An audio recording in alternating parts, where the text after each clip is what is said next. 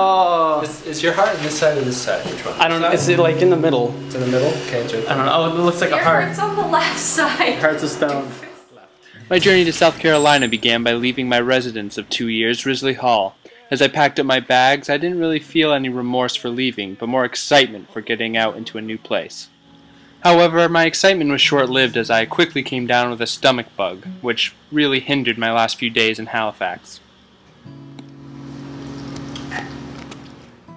It was during this time of sickness that I realized two things, one about myself and one about my girlfriend.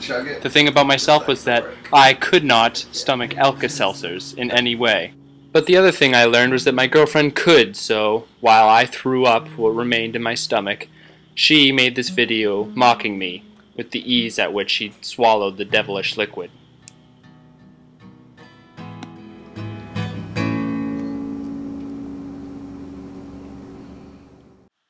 However, after the contents of my stomach was gone, I felt much better. Better enough to spend the last few hours with my girlfriend and a cat that thought it was a parrot. Later we traveled to an airport whose alarms were both frequent and terrifying, though I seemed to be the only one affected in any sort of way. After many plane trips and to many airports, I landed in South Carolina, where the sun was shining beautifully. I ended up staying at this house and sleeping till this morning, where I woke up on this bed. Morning. And brushed my teeth in this mirror, all which were unfamiliar to me. However, despite everything being unfamiliar, I still recognized some things. There were still trees, there were still cars, there were still family members, there were still people I didn't know. Though not everything was familiar. I mean, take this "Jesus wants to save you" billboard.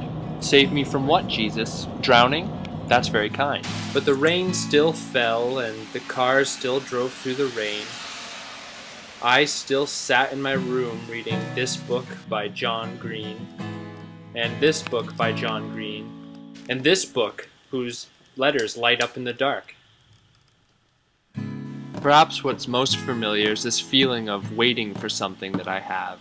In Canada, I thought I was waiting to change locales, to go to South Carolina, to go to Maine, to go to Australia, just a change of scenery.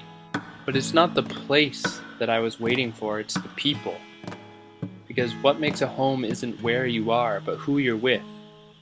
So for now, I'm just gonna have to keep on waiting.